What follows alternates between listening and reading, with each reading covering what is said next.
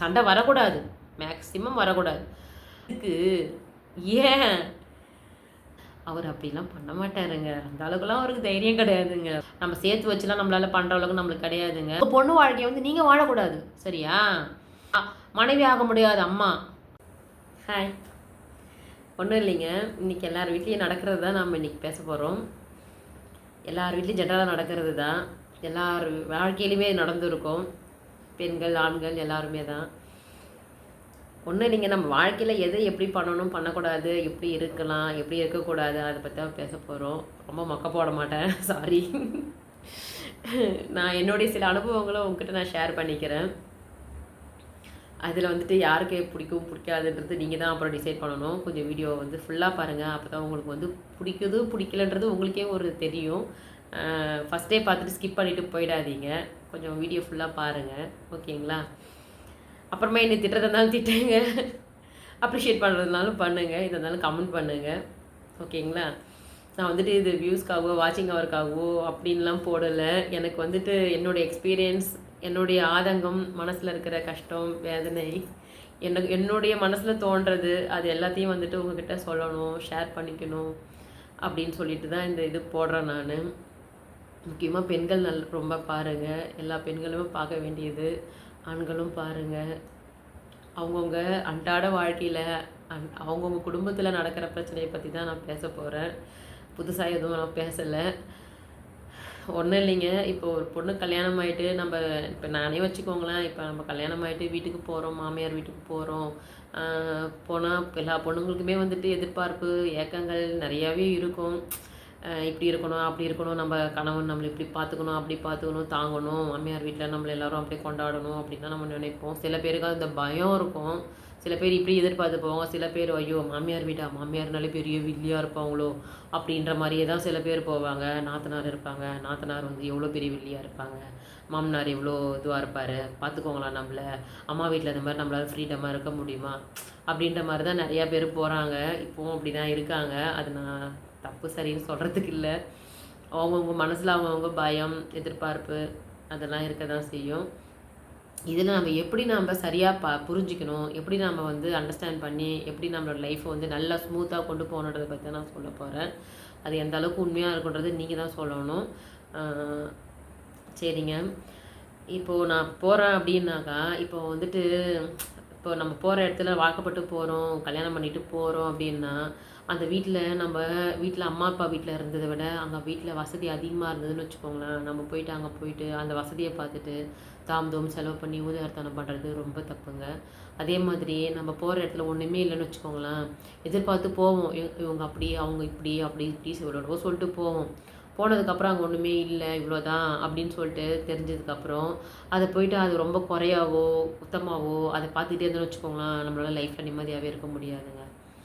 அங்கே போகிற இடத்துல நம்ம வாங்கப்பட்ட இடத்துல நமக்கு என்ன வருமானம் இருக்குதோ அதுக்கு தகுந்த மாதிரி நம்ம வாழ பழகிக்கணும் இல்லையா? அந்த வருமானத்தை நம்ம வந்துட்டு இம்ப்ரூவ் பண்ண கற்றுக்கணும்.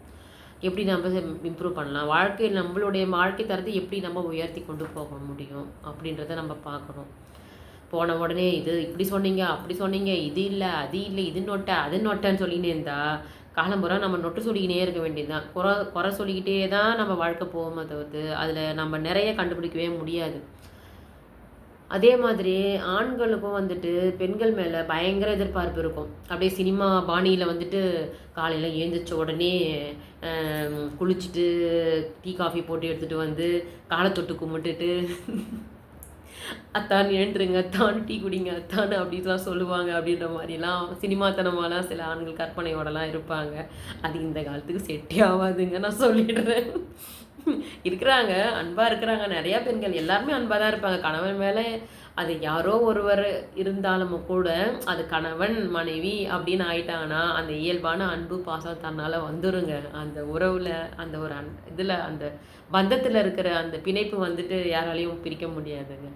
இதில் பிரிவினைன்றது ஏன் வருதுன்னு கேட்டிங்கனாக்கா, புரிஞ்சிக்காம மனசை விட்டு பேசாமல் இருக்கிறது. அதே மாதிரி ஒரு கணவன் மனைவிக்கு இடையில ஒரு சண்டைன்னு வந்துருச்சுன்னு வச்சுக்கோங்களேன், அந்த சண்டைக்கு நடுவில் சண்டை வரக்கூடாது, மேக்சிமம் வரக்கூடாது. ஆனால் வராமல் இருக்காது. ப்ராக்டிக்கலாக யோசிச்சு பேசினோம்னா வராமலாம் இருக்காது. எல்லார் வீட்லேயும் சின்ன சின்ன சண்டைகள் வரும். ஆனால் அது பெரிய சண்டைகளாக ஆகாமல் நம்ம தான் பார்த்துக்கணும். சரிங்களா? எல்லா குறை நிறைகளும் எல்லார் வீட்லேயுமே இருக்கும். அதே மாதிரி சண்டைன்னு வந்துருச்சுன்னா நம்ம 2 பேருக்கு நடுவில் வேற யாரையுமே விடக்கூடாதுங்க. அதில் மட்டும் தெளிவாக இருந்துக்கோங்க. ஏன் சொல்கிறேன்னா, நம்ம அம்மா அப்பாவே இருந்தாலுமே அவங்க நம்ம மேலே வச்சிருக்கிற பாசத்தை காட்டுறன்ற பேரில் நம்ம பக்கம் தான் சப்போர்ட் பண்ணி பேசுவாங்க. அப்போ வந்துட்டு நம்மளுடைய தப்பு நம்மளுக்கு மறைக்கப்பட்டுடும். அப்போ நம்மளை வந்து அனலைஸ் பண்ணிக்க முடியாது. அதை வந்துட்டு சப்போர்ட் பண்ணுறன்ற பேர் வழியில் நம்ம வாழ்க்கையை வீணாகிறதே நம்ம பெற்ற அம்மாக்களாக தான் இருப்பாங்க. இது 99% உண்மை. நீங்களே உங்கள் மனசாட்சி தொட்டு யோசனை பண்ணி சொல்லுங்கள். சரிங்களா? நான் என்னடா இப்படி பேசுகிறேன்னு நினைக்காதீங்க. என்னடா அம்மாவை தப்பு சொல்கிறாங்களேன்ட்டு. என் வாழ்க்கையிலையுமே எனக்கு எங்கள் வீட்டுக்காருக்கும் சண்டைலாம் வரும் தான். எங்கள் வீட்டுக்காரே என்னை ரொம்ப நல்லா பார்த்துக்கிறாரு, அது வேறு விஷயம். சண்டைலாம் வரும் தான், சின்ன சின்ன சண்டைகள்லாம். ஆரம்பத்துலலாம் வந்துட்டு நான் சொல்லுவேன் அம்மாட்ட வந்து, எல்லா பொண்ணுங்களுமே அம்மாட்ட சொல்லுவாங்கல்ல இப்போ வீட்டிலலாம். ஆனால் எங்கள் அப்பா மட்டும் உஷாருங்க. அங்கே அவங்க வீட்டில் என்ன நடந்தாலும் இங்கே வந்து சொல்லக்கூடாது. இன்னும் ஒரு படி, எங்கள் அப்பா என்னை கல்யாணம் பண்ணி கொடுத்துட்டு சொன்ன வார்த்தை என்னன்னு தெரியுங்களா? கேட்டிங்கன்னா ஷாக் ஆகிடுவீங்க. உங்கள் வீட்டில் பிரச்சனைன்னு என் வீட்டு வாசப்படியை வந்து நீ மிதிக்கக்கூடாது. வீட்டுக்கு வந்தீன்னா உன் புருஷன் கையை பிடிச்சிக்கிட்டு வந்தால் மட்டும்தான் வீட்டுக்குள்ளே வரணும். அங்கே பிரச்சனை, எங்கள் வீட்டுக்காரரோட சண்டை அப்படின்னு சொல்லி தனியாக இந்த வீட்டு வாசப்படியை நீ மிதிக்கவே கூடாது. உனக்கு அங்கே பிரச்சனையா, உனக்கு வாழ துப்பு இல்லைன்னா அங்கேயே செத்துப்போ. நான் வந்து உன்னை தூக்கி போட்டுடுறேன். பிரச்சனைன்னு மட்டும் என் வீட்டு வாசலில் வந்து மிதிக்கக்கூடாது. இப்படி தாங்க எங்கள் அப்பா எனக்கு சொல்லி கொடுத்து அனுப்புனார். இன்னைக்கு வரைக்கும் அவர் சொல்ல நான் காப்பாற்றுறேன். எங்களுக்கு இவ்வளோ பிரச்சனை வந்திருக்கு, சண்டைலாம் வந்திருக்கு, அடித்தடிலாம் வந்திருக்கு. அவ்வளோ நாங்கள் டைவர்ஸ்லாம் வரைக்கும் போயிருக்கிறோங்க. வெளியே சொன்னால் வெக்கக்கேடு தான், அதுக்கெல்லாம் போயிருக்கோம் தான். ஆனால் நாங்கள் 2 பேருமே போயிட்டு நாங்கள் 2 பேருமே சமாதானம் ஆகிடுவோம். அந்த கோபம், அந்த ஆத்திரம், அந்த வெறி, அந்த அந்த ஈகோன்னு ஒன்று இருக்குது பார்த்தீங்களா? அந்த ஈகோவால் நம்ம வாழ்க்கையை நம்ம தலையில் நாமளே மண்ணாடி போட்டுக்கிறோம் அப்படின்னு சொல்லிட்டு நமக்கு நிறைய தெரிய மாட்டேங்குது அந்த நேரத்துக்கு, அந்த கோபத்தில். அதுவே அந்த 2 சண்டை முடிஞ்சு ஒரு 2 நாள் கழித்து கொஞ்சம் யோசனை பண்ணி பாருங்களேன். ஐயோ, நம்ம எவ்வளோ பெரிய தப்பு பண்ண பார்த்தோம்டா சாமி அப்படின்னு நமக்கே தோணும். கண்டிப்பாக எங்களுக்கெல்லாம் நிறையா தோணியிருக்கு. லூசுத்தனமாக இதுக்கு போய் இப்படி சண்டை போட்டு மெச்சா ஒன்றுமே இல்லாத விஷயம் அப்படின்ற மாதிரிலாம் தோணும். சின்ன ஒரு ஈகோவால் தாங்க நம்மளுக்கு விரிசலே அதிகமாக வர்றது. கணவன் மனைவிக்காகட்டும், மாமியார் மருமகளுக்காகட்டும், எந்த ஒரு சிக்கலாக இருந்தாலும் சரி, மேக்சிமம் என்ன பணத்தை வச்சு தான் சண்டையே வருது. எனக்கு கொடுக்கல, உனக்கு கொடுக்கல அப்படின்னு சில பேர் என்ன பண்ணுவாங்க, மாமியாருக்கு கொடுக்குறாங்க. உங்கள் அம்மாவுக்கு மட்டும் கொடுக்குறீங்க பணம், உங்கள் அம்மாக்கெல்லாம் ஏன் செய்கிறீங்க போகிறீங்கன்னா, அப்புறம் வேறு யாருங்க செய்வாங்க? அந்த புள்ளன்னு ஒருத்தர் இருந்தால் புள்ள தானே செஞ்சாகணும். சரி 4 புள்ள இருக்கிறாங்க, சரி இல்லை 2 புள்ள இருக்கிறாங்க. ஒரு பிள்ளைக்கு கொஞ்சம் கை வசந்துருந்தால் கொடுப்பாங்க, ஒரு பிள்ளைக்கு கொஞ்சம் கை முடங்கி போயிருந்ததுன்னா அவங்களுக்கு வருமானம் இல்லைன்னா கொடுக்க முடியாது. அதை நம்ம தான் புரிஞ்சுக்கணும். அவங்களால என்ன முடியுமோ அவங்க செய்ய போடுறாங்க, நம்மளால முடிஞ்சால் நம்ம செய்கிறோம், அவ்வளோதான். அதுக்காக நம்ம செய்யவே கூடாதுன்னு சொன்னால் எப்படி? பெத்த அம்மா அப்பாவை பார்த்துக்கணுமா இல்லையா? அவங்க நம்மளை பெற்று வளர்த்தவங்க இல்லை, சாமிக்கு மேலே ஒரு படி தானே பெற்றவங்க வந்துட்டு. அதே நம்ம அம்மா அப்பாவை இப்போ ஒரு ஆண் எப்படி, ஒரு கணவன் எப்படி நம்ம அம்மா அப்பாவை நம்ம பார்த்துக்கணும், நம்ம மனைவி நம்ம அம்மா அப்பாவை கேர் பண்ணணும்னு நினைக்கிறோமோ அதே மாதிரி பெண்களும் நினைக்கணும். நம்ம அம்மா அப்பாவை நம்ம எப்படி பார்த்துக்கிறோமோ அதே மாதிரி மாமியார் மாமனாரி நம்ம அம்மா அப்பா மாதிரி பார்த்துக்கணும் அப்படின்னு சொல்லிட்டு பெண்களும் நினைக்கணும், ஆண்களும் நினைக்கணும், பெண்களும் நினைக்கணும். மனைவியோட அம்மா அப்பாவையோ தன்னோட அம்மா அப்பா மாதிரி ஆண்களும் பார்க்கணும், கணவனுடைய அம்மா அப்பாவை தன்னோட அம்மா அப்பா மாதிரி பெண்களும் பார்க்கணும். அப்போ தான் அந்த குடும்பம் வந்து ரொம்ப நல்லபடியாக போகும், எந்த சிக்கலும் இருக்காது. ஒரு அன்பு அப்போ தான் அதிகமாகும். தரக்குறைவாக பேசுகிறது, மரியாதையாக பேசுகிறது, எங்கெல்லாம் ஒன்றும் இல்லை, அது அங்கே இல்லை, இது இல்லை, நாங்கள் இப்படி இருந்தோம் அப்படி இருந்தோம் அதெல்லாம் பேசுகிறதுனால அந்த அந்த காழ்ப்புணர்ச்சி, அந்த வன்மம் தான் வளரமே தவிர்த்து அந்த இடத்துல பாசமே இருக்காது, அன்பு இருக்காது. என்னங்க மனுஷனுக்கு என்னங்க வேணும்? அதிகபட்சம் நம்ம மேலே பாசம் காட்டுற யாராவது ஒருத்தவங்க அன்பா. வயசானதுக்கப்புறம் என்ன தேவைப்படும்? மரியாதை. அந்த மரியாதை கலந்த அன்பு, பாசம், அக்கறை. ஒரு வயசுக்கு மேலே அதுதான் எதிர்பார்ப்பாங்க. ஒரு நல்லபடியாக சாப்பாடு, அந்த வயசானவங்களுக்கு என்ன தேவை? 3 வேளை நல்லபடியாக சாப்பாடு, அவங்க ஹெல்த்துக்கு தகுந்த மாதிரி. இப்போ பிபி சுகர் எல்லாம் நார்மல், சின்ன பசங்கள்லேருந்து எல்லாருக்குமே இருக்குது. அப்போ அதுக்கு தகுந்த மாதிரி ஃபுட்டு வந்து எப்படி நம்ம பெரியவங்களுக்கு கொடுக்கணும், நம்ம குழந்தைகளுக்கு எப்படி கொடுக்கணும், அதுக்கு தகுந்த மாதிரி ப்ரிப்பரேஷன் இருக்குது. அதெல்லாம் வந்து வீட்டுக்கு மனைவி அந்த மருமகள் அப்படின்ற அந்த ஒரு புனித ஆத்மா மட்டும்தான் அதெல்லாம் பார்த்து பார்த்து செய்ய முடியும். அவங்களுக்கு மட்டும்தான் அந்த அக்கறை, அன்பு, பாசம் எல்லாமே இருக்கும். அவங்களுக்கு மட்டும்தான் இருக்கணுமா, ஏன் ஆண்களுக்கு இருக்கக்கூடாதான்னு அப்படிலாம் கேட்கக்கூடாது. அவங்களுக்கும் தான் இருக்கும். அவங்களும் தான் ஷேர் பண்ணுவாங்க. ஒர்க்லேயே ஆகட்டும், வேலை சின்ன சின்ன வேலைகள் ஆகட்டும், எல்லாமே அவங்களும் தான் பண்ணுவாங்க, பார்ப்பாங்க. நிஜமாங்க பார்க்க அப்படிலாம் இருக்க மாட்டாங்க. எந்த ஆண்களுமே வந்துட்டு சுயநலமாலாம் யாருமே இருக்க மாட்டாங்க. நம்ம நடந்துக்கிறத பொறுத்து தான். நம்ம எப்படி நடந்துக்கிறோமோ அதே தான் அவங்களும் வந்து ரிஃப்ளெக்ட் பண்ணுவாங்க. நீங்கள் அன்பை காட்டினீங்கன்னா உங்களுக்கு அன்பு தான் பதிலாக கிடைக்கும். நீங்கள் வன்மத்தை காட்டினீங்கன்னா உங்களுக்கு அந்த வன்மம் தான் பதிலாக கிடைக்கும். புரியுதுங்களா? யாரையோ ஏமாத்துறோம், யாரையோ வந்துட்டு ஜெயிச்சிட்டோம் அப்படின்னு நினச்சிங்கன்னா அங்கே தோற்று போகிறது நீங்களாக தான் இருப்பீங்க. ஏன்னா உங்கள் குடும்பத்துக்குள்ளே தான் நீங்கள் ஜெயிச்சிட்டேன், நாங்கள் ஏமாற்றிட்டோம் அப்படின்ற மாதிரி நீங்கள் நினச்சிட்டு இருக்கிறீங்க. ஓகேங்களா? அதை புரிஞ்சுக்கோங்க. இப்போ நீங்கள் வந்துட்டீங்க அப்படின்னாக்கா, ஒரு பொண்ணு எடுத்துட்டோம் இல்லை ஒரு பையன் எடுத்துட்டோம் அப்படின்னாக்கா, அந்த வீட்டில் நம்ம அந்த 2 குடும்பமும் ஒரே குடும்பமாக ஆகுதுன்றத நீங்கள் மறந்துடுறீங்க. சரிங்களா? இந்த ஃபேமிலி சரி, அந்த ஃபேமிலி சரி, எல்லாம் நம்ம ஒரே ஃபேமிலி. அங்கே எதுவும் ஒரு பிரச்சனைனாலும் அது நமக்கு அப்படின்னு நினச்சிங்கன்னு வச்சுக்கோங்களேன், எங்கேயுமே பிரச்சனை வராமல் நம்மளே பார்த்துக்குவோம். நீ வேற, நான் வேற, அது உங்கள் குடும்பம், இது எங்கள் குடும்பம். இந்த பேச்சு எதுக்கு? யோசனை பண்ணி பாருங்க. நம்ம குடும்பம், நம்மளோட சொந்தம், நம்மளோட உறவு அப்படின்னு நம்மளது நம்மளது நம்மளதுன்னு நினச்சி பாருங்க. அந்த இடத்துல உங்களுக்கே தோணும், அவங்களுக்கு ஒரு பிரச்சனைனா துடிக்கும் உங்களுக்கு. ஐயோ நம்ம மாமியார் மாமனார், நம்ம மச்சனை அப்படின்னு துடிக்கும். அதே மாதிரி பொண்ணுக்கும், ஐயோ என் நாத்தனார், ஐயோ என் புருஷனோடைய தங்கச்சி, என் புருஷனோடைய அக்கா, என் நாத்தனார் பிள்ளைங்க அப்படின்னு நமக்கு துடிக்கணும். அப்போ தான் நமக்கு மனசுக்குள்ளே இருக்க நமக்கு இதேன்னு ஒன்று இருக்குதுன்றதுக்கு ஒரு அர்த்தம் இருக்குது. நம்ம மனுஷன்றது இல்லை, ஒரு உயிர்ன்றதுக்கே ஒரு உத்தரவாதமே, ஒரு அர்த்தமே அந்த அன்பு தாங்க. அன்பு மட்டும்தான் எல்லாமே. புரியுதுங்களா? அன்பு மட்டும் இருந்ததுன்னா போருங்க. நம்மக்கிட்ட காசு பணம் தானாக வரும். கடவுள் நீங்கள் செய்யணும்னு நினைக்க உங்கள் சக்திக்கு மீறி நான் சொல்லலை, நம்ம உறவுகளை ஆதரித்து பிடிக்கணும். உறவுகளை தூக்கி வீசிட்டு நினைக்கக்கூடாது. இவங்களை விட நம்ம ஒரு கை வசந்து இருக்கணும், நம்ம தான் வலுவாக இருக்கணும் அப்படின்னு நினச்சோம்னா அது வந்து முட்டாள்தனம். அது என்னை பொறுத்த வரைக்கும் நம்ம ஜெயிக்கிறோன்னு அர்த்தம் இல்லை, தோத்துக்கிட்டு போகிறோன்னு அர்த்தம். நம்ம எல்லாருமே சேர்ந்து நல்லா இருக்கிறோம் பார்த்தீங்களா, அப்போ தான் நம்ம ஜெயிச்சோன்னு அர்த்தம். நம்ம குடும்பம் ஜெயிச்சிதுரா அப்படின்னு சொல்லணும். புரியுதுங்களா? இது சில பேர் திட்டுவாங்க, என்ன திட்டுறதுக்கு நிறையா பேர் இருக்கிறீங்க. ஓகே, இப்போல்லாம் யார் இப்படிலாம் இருக்கிறாங்க, இப்படிலாம் இருந்தோம்னா நம்ம மொட்டையாக தான் போகணும் அப்படின்னு சொல்கிறாங்க.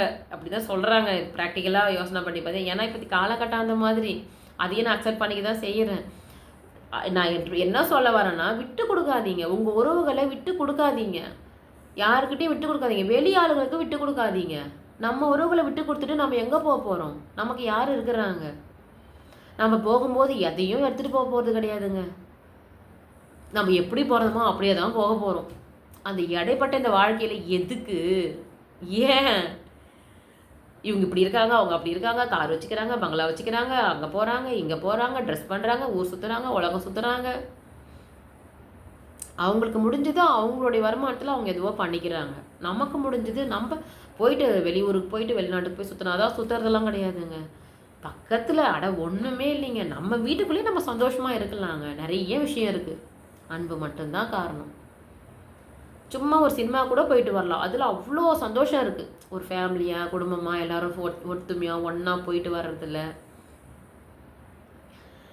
அதே மாதிரி நம்ம இல்லை, சில பேர் கோபம் வரத்தான் செய்யும், திட்டாதீங்க என்னை வந்துட்டு. நம்ம மாமியாரை வந்துட்டு நம்ம அம்மா மாதிரி பார்க்கணுங்க. அவங்க வயசானவங்களுக்கு இயல்பாகவே ஒரு கோபம் வரும். அதுவும் கணவன் இல்லைன்னா ரொம்ப கோபம் வரும். அவங்களுக்கு பொசசிவ்னஸ் வந்து ரொம்ப ஜாஸ்தியாக இருக்கும்.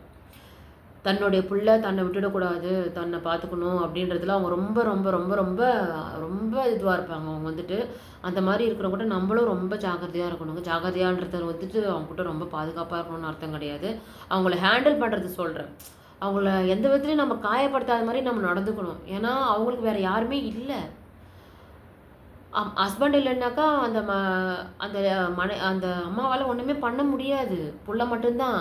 அதுவும் புள்ளையே இல்லைன்னா ரொம்ப கஷ்டம். பெண்கள் இப்போ ஒரு பெண் புள்ள மட்டும்தான் இருக்குதுன்னா, அப்போ அந்த அம்மா வந்துட்டு அந்த மருமகன் தான் தாங்கி ஆகணும். புரியுதுங்களா? அதனால் எல்லார் மேலேயும் அன்பாக இருங்க. அன்பாக இருந்தீங்கனாலே புரிஞ்சுப்பீங்க. அவங்கவுங்க இடத்துல இருந்து பாருங்கள். நீங்கள் உங்கள் இடத்துல இருந்தே யோசனை பண்ணீங்கன்னு வச்சுக்கோங்களேன், உங்களுக்கு பிரச்சனை மேலே மேலே வந்துக்கிட்டே தான் இருக்கும். இது இல்லை, அது இல்லை, இது நொட்டை, அது நொட்டை, பிரச்சனை சொல்லிக்கிட்டே தான் இருப்பீங்க. அவங்க இடத்துல இருந்து பாருங்கள். அவங்க இடத்துல இருந்து அந்த பிரச்சனையை ஃபேஸ் பண்ணுங்கள். புரியுதுங்களா? அவங்களுடைய நிலைமையிலேருந்து யோசனை பண்ணிங்கன்னு வச்சுக்கோங்களேன், நீங்கள் அவங்கக்கிட்ட வந்துட்டு எந்த ஒரு கோவமோ அந்த காழ்ப்புணர்ச்சியோ உங்களுக்கு வராது, காமிக்கவும் மாட்டீங்க. அன்பாக இருப்பீங்க அவங்க மேலே வந்துட்டு.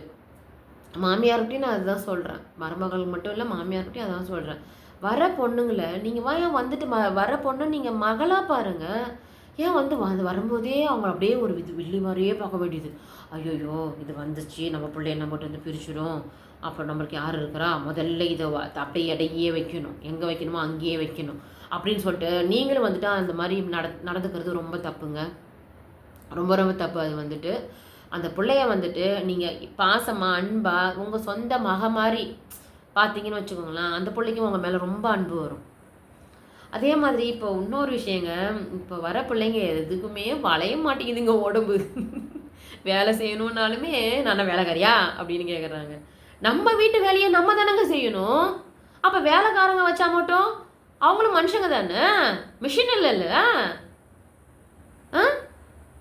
நம்ம வேலையை நம்ம தான் செஞ்சாகணும். நம்ம வீட்டு வேலையை நம்ம செய்யறதுக்கு நம்ம ஏன் வேலைக்காரியா நம்ம கேட்கணும்? நம்ம உரிமையாளர், எஜமானி. அப்படி யோசனை பண்ணி பாருங்க. இது என்னுடைய ராஜாங்கம், நான் தான் எல்லாரையும் பார்த்துக்குவேன், நான் வந்துட்டேன், கிச்சன் என்னுடைய கஸ்டடி, என்னுடைய இது, என்னுடைய அதிகாரம் அங்கே தான் இருக்கு அப்படின்னு நினச்சி பாருங்க.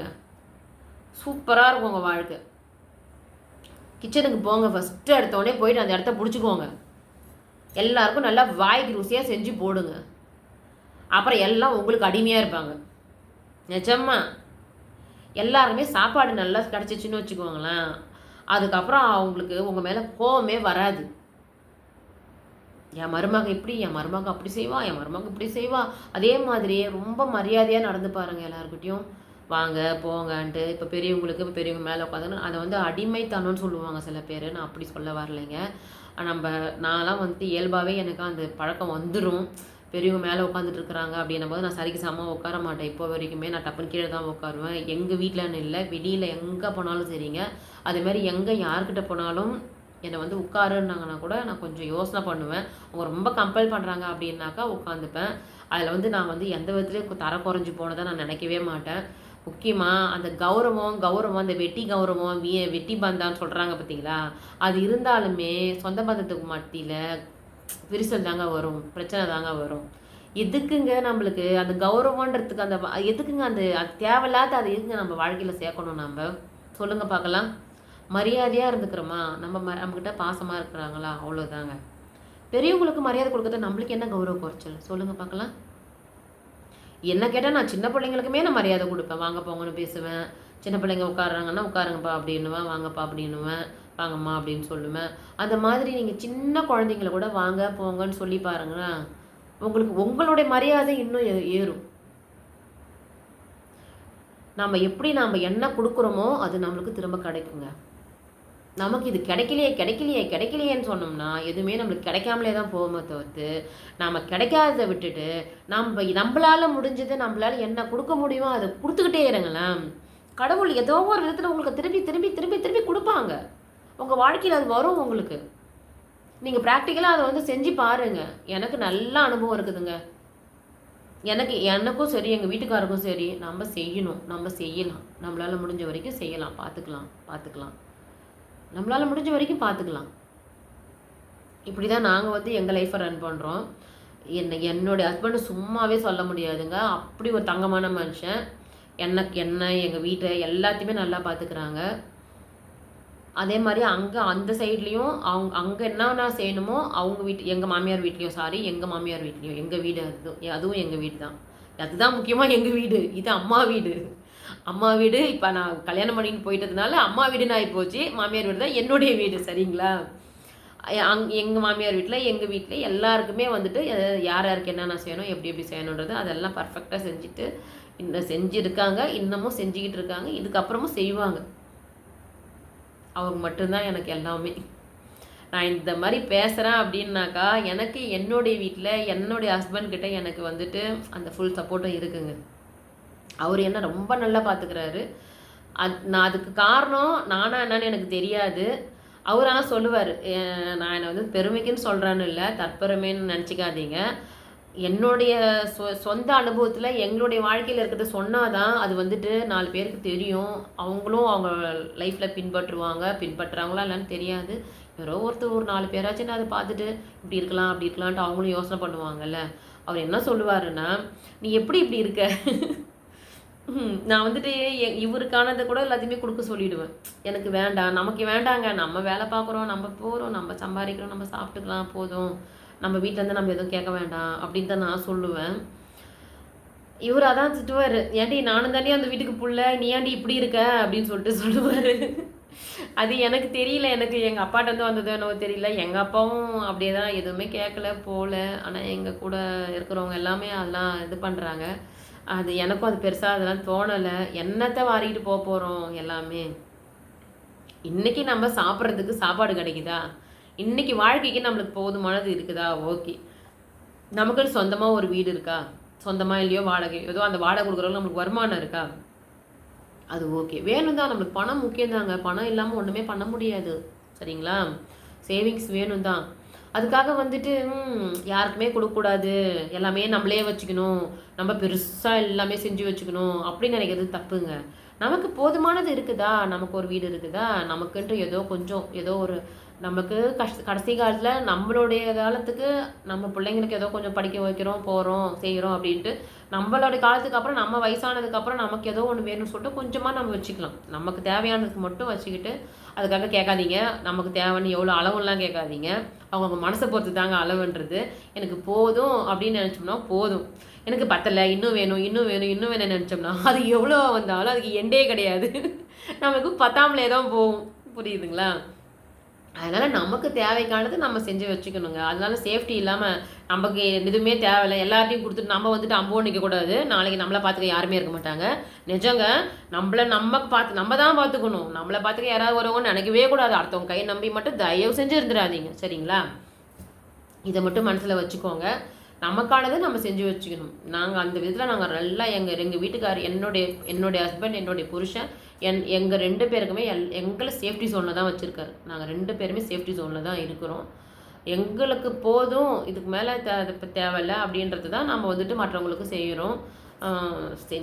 செய்கிறோன்றதை விட இப்போ பெருசாக ஒன்றும் செஞ்சிடல. ஏதோ முடிஞ்ச அளவுக்கு கொஞ்சம் எங்களால் முடிஞ்சது தான். பெருசாக ஒன்றுலாம் நாங்கள் செய்யலைங்க. அப்படிலாம் நாங்கள் செஞ்சிட்ருக்குறோம்லாம் நாங்கள் ரொம்ப பெரிய இதுவாக அப்படின்னு தாம் அப்படிலாம் நினச்சிடாதீங்க. தற்புறமெல்லாம் ஒன்றும் கிடையாது. எங்களால் முடிஞ்ச அளவுக்கு என்ன பண்ண முடியுமோ, எங்கள் சக்திக்கு முடிஞ்ச அளவுக்கு பண்ண முடியறதில்ல பண்ணுறோம், அவ்வளோதான். வேறு ஒன்றும் பண்ணலைங்க. அது நம்ம மனசு தாங்க காரணம். நான் எதுக்கு சொல்ல வந்தேன்னாக்கா, அதுக்கு மனசு நம்ம செய்யணும், கொடுக்கணும் அப்படிங்கிற அந்த மனசு பார்த்துக்கணும். அந்த அன்பு தாங்க, வேறு ஒன்றுமே இல்லை. நம்ம பார்த்துக்கணும் அப்படின்னு நினச்சாலுமே நம்மளால் பார்த்துக்க முடியுங்க. நமக்கு உடம்புக்கு முடியல, வருமானம் இல்லை அப்படின்னா கூட நம்மளுக்கு அந்த மனசு இருக்குது பார்த்தீங்களா, அன்பு இருக்குது பார்த்தீங்களா, அக்கறை இருக்குது பார்த்தீங்களா, நமக்கு யூனிவர்ஸ் நமக்கு ஹெல்ப் பண்ணுது எங்களுக்கு. நிஜமாக சீரியஸாக அந்த யூனிவர்ஸ் நம்மளுக்கு ஹெல்ப் பண்ணும். நமக்கான சோர்ஸ் நம்மளுக்கு வர வைக்கும், கொடுக்கும். அது நம்மளுடைய மனசுக்கிட்ட தான் இருக்குது, நம்ம கையில் தான் இருக்குது. அதனால் எல்லாருமே நல்ல மனசோட அன்பாக இருங்க. கணவன் மனைவியை நல்லா பார்த்துக்குங்க, மனைவியோட அம்மா அப்பாவை நல்லா பார்த்துக்குங்க. அதே மாதிரி மனைவியும் கணவனை நல்லா பார்த்துக்குங்க, கணவனோட அம்மா அப்பாவை நல்லா பார்த்துக்குங்க. 2 வீட்டார் உறவுகளையும் நல்லபடியாக ஆதரித்து அனுசரித்து அன்பாக இருங்க. குழந்தைங்களை நல்லா படிக்க வைங்க, குழந்தைங்களுக்கு வேண்டியதை நல்லபடியாக செய்யுங்க. மொத்தத்தில் எல்லாருமே ரொம்ப சந்தோஷமாக இருங்கங்க. அன்பு தாங்க, அன்பை தவிர வேறு ஒன்றுமே இல்லைங்க. நம்ம நாளைக்கு இறந்து போனோம்னா அன்பு மட்டும்தாங்க நம்மளை எல்லாரையுமே வந்துட்டு அவங்கவுங்க மனசில் இருக்க வைக்கும். அந்த காசோ பணமோ பேரோ புகழோ அதெல்லாம் இல்லைங்க. இவங்க எவ்வளோ அன்பானவங்க, எவ்வளோ பாசமாக இருந்தாங்க. அந்த ஒரு வார்த்தை அதுதாங்க வேறு ஒன்றுமே இல்லைங்க. நம்ம காலத்துக்கு அப்புறம் நம்ம பேர் சொல்லணுன்னா, நம்ம எப்படி அன்பாக இருந்தோம், எவ்வளோ பாசமாக இருந்தோம், அதுதான் முக்கியம். புரியுதுங்களா? இந்த மாதிரி இருந்தோம்னா குடும்பத்தில் குழப்பமே வராதுங்க. சண்டையே வராதுன்னு நான் சொல்ல மாட்டேன். சண்டைலாம் வரதான் செய்யும். எல்லார் வீட்லேயும் சண்டை இருக்குங்க. சண்டை இல்லாத வீடெல்லாம் கிடையவே கிடையாது. அதே மாதிரி கணவன் வந்து மனைவி பேச்சு தயவு செஞ்சு கேளுங்க. உங்களுக்கு தப்பு நினைக்காத ஒரே ஒரு ஜீவன் யாருன்னா அம்மாவுக்கு அப்புறம் மனைவி தாங்க. ஏன்னா உங்களுக்கு ஒன்றுனா பாதிக்கப்பட போகிறது மனைவியும் குழந்தைங்களும் மட்டும்தான். ஒரு கணவன் வந்து சுயநலமாக யோசிப்பான். சாரி நான் தப்பு சொல்கிறேன்னு இல்லை, அப்படின்னு இல்லை, ஜென்ரலாக சொல்லுவாங்க, பெரியவங்களே சொல்லுவாங்க, நான் சொல்லலைங்க, இதை வந்துட்டு பெரியவங்களே சொல்லுவாங்க. குடும்பத்தை பற்றி கவலை இருக்கும். ஆனால் வந்துட்டு ஒரு மனைவி அளவுக்கு ஒரு பெண்ணோட ஆழ்ந்த சிந்தனையோடு அவங்க ஒரு தொலைநோக்கு பார்வையோடு பார்க்க மாட்டாங்க. மேம்போக்கா இருப்பாங்க. போ வரது பார்த்துக்கலாம் அப்படின்ற மாதிரி இருப்பாங்க. நடக்கிறது நடக்கட்டும் போ என்ன போ அப்படின்ற மாதிரி இருப்பாங்க. ஆனால் பெண்கள் அப்படி இருக்க மாட்டாங்க. எதிர்காலத்தை கணிப்பாங்க அவங்க. இது நடக்க போகுது, இது நல்லது, இது கெட்டது, இது சரி, இது தப்பு அப்படின்ற ஒரு கணிப்பு வந்து பெண்களுக்கு இயல்பாகவே இருக்குங்க. அதை நான் சொல்லலை, அறிவியல் பூர்வமாகவே நிரூபிச்சிருக்காங்க. அதனால தான் சொல்கிறேன். அதனால்தான் பல ஆண்கள் வந்துட்டு மனைவியோட பேச்சை கேட்பாங்க. மனைவி வந்துட்டு அம்மாவுக்கு அப்புறம் மனைவி தான் வந்து குடும்பத்தை வந்து காப்பா, சம்பாரித்து கொடுப்பாங்க. கணவன்மார்கள் மனைவி கிட்ட சம்பாரித்து கொடுப்பாங்க. மனைவி மட்டும்தான் குடும்பத்தை காப்பா, கட்டி காப்பது பண்ணுவா, அவள் தான் குடும்பத்தை ஒரு நல்லபடியாக கொண்டு போவா அப்படிங்கிறது அவங்களுக்கே நல்லாவே தெரியும். நிஜமாக நீங்களே தெரியும் உங்களுக்கே. நான் நிஜமாக சொல்கிறேன், ஆண்களுக்கே பல ஆண்களுக்கு தெரியும். சில ஆண்கள் அதை ஏற்றுப்பாங்க, சில ஆண்கள் அதை ஏற்றுக்க மாட்டாங்க. அதான் ஒன்று, அந்த ஈகோன்னு ஒன்று வந்து அவங்களுக்கு வந்து இடிக்கும். வந்துட்டு தான் ஆண் இவன் என்ன சொல்கிறது, இவகிட்ட என்னென்ன கொடுக்கறது அப்படின்ற மாதிரி சில பேர் அந்த ஈகோவில் வீணாக போகிறாங்க. அதுக்கு நம்ம ஒன்றும் பண்ண முடியாது. அவங்களும் அந்த மாதிரிலாம் பண்ணக்கூடாதுங்க. ஒரு பெண்ணுடைய இதில் அதான் ஃபினான்ஷியல் மினிஸ்டர்னு சொல்லுவாங்க பார்த்தீங்களா. சம்பாரிச்சு போடுறது புருஷன், அதை கட்டி காப்பது பண்ணுறது மனைவிக்கு பேரே ஃபினான்ஷியல் மினிஸ்டர் தான் சொல்லுவாங்க. ஏன்னா சம்பாதிக்கிற ஆண்கிட்ட காசு இருக்காது, ஆனால் வீட்டில் இருக்கிற சும்மா இருக்கிற மனைவி கிட்ட கையில் காசு இருக்கும். ஏன்னா ஆண் வந்து மனைவி கிட்ட தான் கணவன் வந்து கொடுப்பாங்க. அது எல்லார் வீட்லேயுமா என்னன்னு எனக்கு தெரியாது. ஆனால் எங்கள் வீட்டில் அப்படி கிடையாதுங்க. என்ன தப்பெல்லாம் நினச்சிட்றாதீங்க. எங்கள் வீட்டில் இன்றைக்கு வரைக்கும் அவர் வச்சு தான் செலவு பண்ணுவார். என்கிட்ட எதுவும் கொடுக்க மாட்டார். நான் கேட்கவும் மாட்டேன். இன்ன வரைக்கும் எனக்கு கொடுங்கன்னு நான் கேட்டதும் இல்லை. அந்தளவுக்கு அவர் என்கிட்ட எதுவுமே பண்ணதும் இல்லை. எல்லாமே வீட்டுக்கு வேண்டியது எல்லாமே வாங்கிட்டு வந்து போட்டுருவார். நம்ம என்ன கேட்டாலும் வாங்கிட்டு வந்து கொடுத்துருவாரு. அதனால் எனக்கு இல்லைன்னு கேட்டால் தானே, இல்லைன்னு இருந்தால் தானே நம்ம எதிர்பார்க்க முடியும். அதே மாதிரி நான் என்ன சொன்னாலும் நம்ம இப்படி செய்யலாங்க அப்படி செய்யலாங்க அப்படின்னு சொல்லிட்டு நாங்கள் லோனு அந்த மாதிரி ஜுவல்லு அடகு வச்சு இந்த மாதிரி தான் ஏதோ ஒன்று வாங்குவோம் போவோம் அப்படி தான் பண்ணுறோம். நம்ம சேர்த்து வச்சுலாம் நம்மளால் பண்ணுற அளவுக்கு நம்மளுக்கு கிடையாதுங்க. நம்ம வாங்கிட்டு கடனை வச்சுட்டு கட்டிட்டு வந்துட்டுருப்போம். அதில் நாங்கள் தெளிவாக இருப்போம். ஏன்னா கையில் சேர்த்து வச்சுட்டு வாங்க முடியாது, நாங்கள் செலவு பண்ணிவிடுவோம். நாங்கள் 2 பேருமே தாராளமாக செலவு பண்ணிவிடுவோம். யாராவது என்ன ஒரு செலவுனா இல்லைன்னா டொப்புன்னு கொடுத்துருவோம். அதனால் கையில் எங்கிட்ட சேர்த்து வச்சுட்டுலாம் இருக்க முடியாது. அதனால் கடனை வாங்கிட்டு லோனை போட்டுட்டு ஏதோ ஒன்று பண்ணுவோம். பண்ணிவிட்டு அதுக்கப்புறம் சிறுவா அதை கொஞ்சம் கொஞ்சமாக கடனை அடிச்சுட்டு உட்காந்துட்டு இருப்போம். இப்படி தான் நாங்கள் எங்கள் லைஃப்பை ஓட்டிகிட்டு இருக்கிறோம். ஆனால் எதுவுமே வந்துட்டு ஊதாரித்தனம் பண்ண மாட்டோம். 2 பேரும் ஊதாரித்தனம் பண்ண மாட்டோம். அவங்களும் வந்துட்டு எதுனாலும் என்கிட்ட வந்து சொல்லுவாங்க. நானும் வந்துட்டு ஒரு ரூபானாலும் அவங்ககிட்ட சொல்லாமல் எதுவுமே செய்ய மாட்டேன். அதே மாதிரி என் கையில் வந்துட்டு வச்சுக்கிட்டு நான் இருக்கவும் மாட்டேன். அவங்ககிட்ட நான் கேட்கவும் மாட்டேன். ஏன்னா எனக்கே வந்து தெரியும் நான் ஒரு ஏமாளின்னு சொல்லிட்டு. அதனால் அவங்களும் கொடுக்க மாட்டாங்க, நானும் வாங்க மாட்டேன். எனக்கே கொஞ்சம் பயம் இருக்கும். வேண்டாங்க நீங்களே வச்சுக்கோங்க, நீங்களே பண்ணிக்கோங்க அப்படின்னு சொல்லிடுவேன் நான் மற்றவங்கள தான் சொன்னேன், பெண்கள் வந்து ரொம்ப சாமர்த்தியமாக இருப்பாங்கன்னு சொல்லிட்டு. நான் என்ன சொல்லிக்கலிங்க, தயவு செஞ்சு என்னை நம்பிடாதீங்க. அந்த மாதிரிலாம் நான் அப்படிலாம் கிடையாது. ரொம்ப பொறுப்பான பொண்ணுலாம் கிடையாது. பாசமாக இருப்பேன், ரொம்ப அன்பாக இருப்பேன், ரொம்ப பாசமாக இருப்பேன். கொஞ்சம் அந்த ஏமாளித்தனம் இருக்க தான் செய்யுது. என்ன பண்ணுறது, அந்த பாசம் அதிகமாக இருந்தாலுமே அந்த ஏமாளித்தனம் இருக்க தானே செய்யும். அதெல்லாம் ஒன்றும் பண்ண முடியாது. அது இவங்க தான் எல்லாமே பார்த்துப்பாங்க. நான் எதுக்கு சொல்ல வரேன்னா, அந்த ஒரு அண்டர்ஸ்டாண்டிங், அன்பு. நம்ம மனைவி நம்மளை தாண்டி எதுவும் பண்ண மாட்டா, அதேமாதிரி நம்ம கணவன் நம்மளை தாண்டி எதுவும் பண்ண மாட்டார் அப்படின்ற ஒரு நம்பிக்கையை 2 பேருக்குமே கொடுக்கணுங்க. புரியுதுங்களா? அதுக்கு தான் இவ்வளோ தூரம் சொன்னேன். அந்த ஒரு நம்பிக்கை வேணும். என் மனைவி என்னை மீறி எதுவும் பண்ண மாட்டா, என்னை கேட்காம எதுவும் செய்ய மாட்டா, எனக்கு தெரியாமல் எதுவுமே செய்ய மாட்டா அப்படின்ற ஒரு நம்பிக்கை அவங்களுக்கு நம்ம மேலே வரணும். அதே மாதிரி நமக்கும் அவங்க மேலே வர்றதுக்கு அவங்க அந்த மாதிரி நடந்துக்கணும். கணவர்களும் நடந்துக்கணும். என்னுடைய யார் வந்து ஒரு கணவனை பற்றி மனைவி கிட்ட எவ்வளோ தப்பு சொன்னாலும் சரி, அந்த மனைவி வந்து சொல்லணும். சரிங்க பரவாயில்லங்க. என்னுடைய புருஷனை பற்றி எனக்கு தெரியுங்க. அவர் அப்படிலாம் பண்ண மாட்டாருங்க. அது நம்ம திமிரா சொல்லக்கூடாதுங்க. நம்ம அன்பாவே சொல்லிடலாம். சரிங்க பரவாயில்லங்க. அப்படிங்களா? சரிங்க. அவர் அப்படிலாம் பண்ண மாட்டாருங்க. அந்த அளவுக்குலாம் அவருக்கு தைரியம் கிடையாதுங்க. ரொம்ப நல்ல மனுஷங்க. அப்படின்னு நம்ம சொல்ற அளவுக்கு நம்ம கணவன்களும் நம்மகிட்ட நடந்துக்கணும். கணவன்மார்களும் மனைவி கிட்ட அந்த மாரி உண்மையா நடந்துக்கணும்னு தான் சொல்ல வரேன். அந்த மாரி ட்ரிங்க்ஸ் அடிக்கிறீங்களா? தண்ணி சாப்பிட்றீங்களா? அது ரொம்ப தப்புங்க. ஏதோ ஒரு கஷ்டத்துக்கு இப்போ எல்லாருமே ஒரு என்ஜாயபிளா ஒரு பார்ட்டி செலிப்ரேஷன் பண்ணுறதுக்குலாம் அப்படி பண்ணுறாங்க ஓகே. ஆனால் அது வந்துட்டு ஒரு அடிக்ஷன் மாரி வேண்டாம். அது குடும்பத்துக்கு உதவவே உதவாதுங்க. தயவு செஞ்சு சொல்கிறேன். அந்த குடிக்கு அடிமை ஆயிட்டீங்கனாக்கா, அது எப்பேர்ப்பட்டவங்களா இருந்தாலுமே அந்த சண்டை, அது ஒரு மாரி ரொம்ப சில்லியா பிஹேவ் பண்ண வச்சுருது. அந்த ட்ரிங்க்ஸ்ன்னு ஒண்ணு போயிட்டு அந்த போதைக்கு அடிமையாயிட்டாங்கன்னா, அவங்களுடைய ஒரிஜினாலிட்டியே போயிடுது. அந்த அவங்களுடைய மரியாதை, மதிப்பு எல்லாமே குறைஞ்சு போகுதுங்க. அது ரொம்ப ரொம்ப கஷ்டமா இருக்கும் அந்த மாரி பார்க்கும்போது. எப்படி இருந்தாங்க இவங்க? இப்போ இப்படி இருக்கிறாங்களே! அந்த விவேக் காமெடி மாரி தான். எப்படி இருந்தேனா, இப்படி ஆயிட்டேன். அப்படின்ற மாரி தான் ஆயிருது கடைசியில அவங்களுடைய நிலைமை வந்துட்டு பார்க்கவே ரொம்ப பரிதாபமா இருக்குதுங்க. அதனால ட்ரிங்க்ஸுக்குன்னு வந்து அடிமையாயிட்டு ஃபேமிலிய வந்துட்டு உதறி தள்ளாதீங்க. அது ரொம்ப தப்புங்க அது வந்துட்டு. மனைவி பேச்ச கேளுங்க. மனைவி பேச்ச கேளுங்க. மனைவி பேச்ச கேளுங்க. நான் ஒரு பெண்ணுன்றதுனால சொல்லல. மனைவிமார்களும் கணவன் பேச்ச கேளுங்க.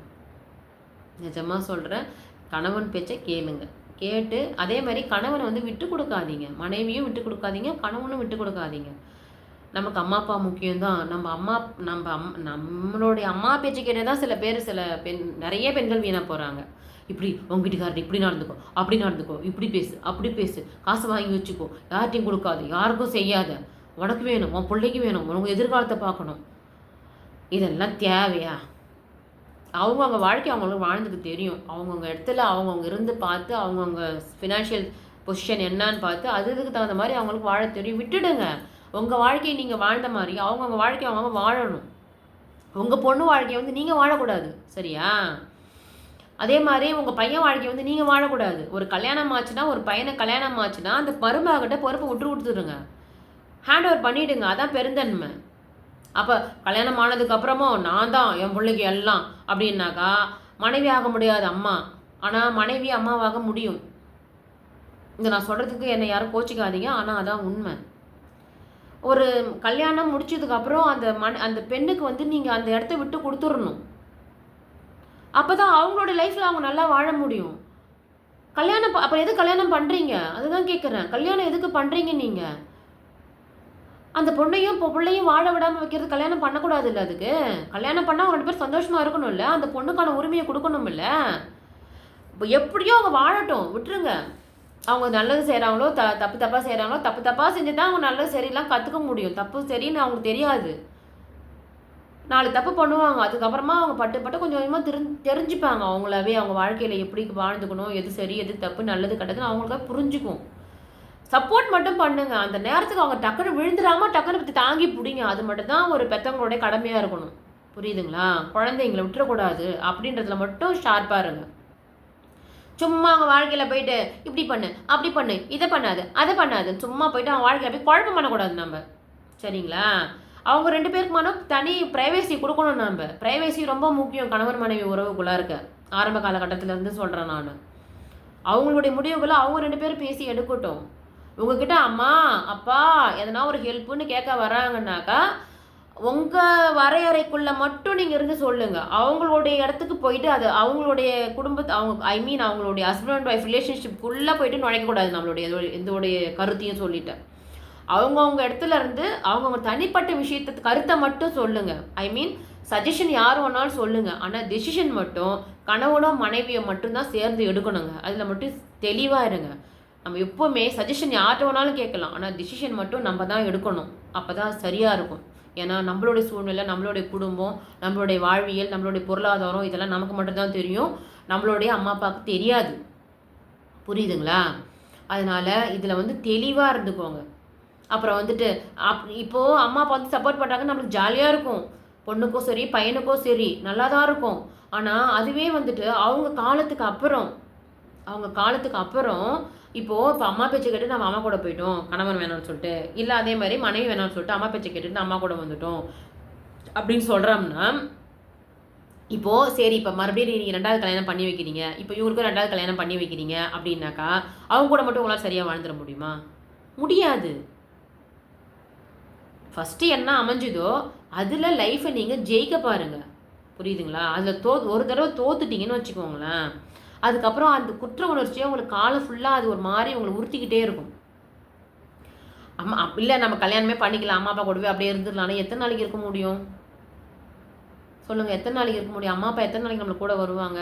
சரி, ஒரு குழந்தையாயிடுச்சு, பிள்ளைங்களாயிடுச்சு, எவ்வளோ காலத்துக்கு நம்மளால் பிள்ளைங்களை பார்க்க முடியும்? பார்த்துக்க முடியாதுன்னு நான் சொல்லவே மாட்டேங்க. பெண்களால் எல்லாமே முடியும்.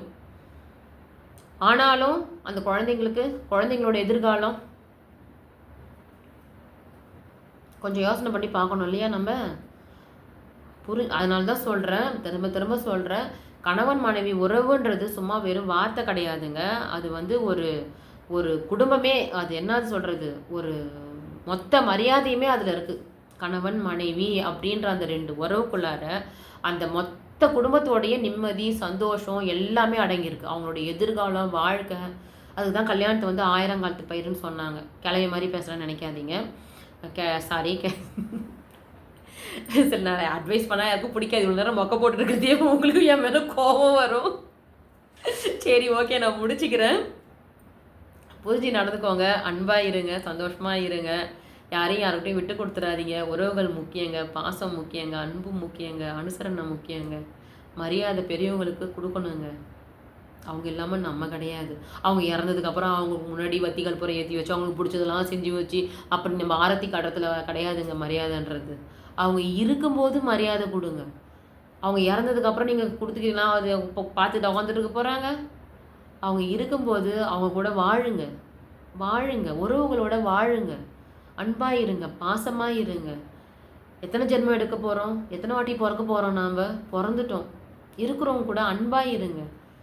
வேறு ஒன்றுமே இல்லைங்க வாழ்க்கையில்.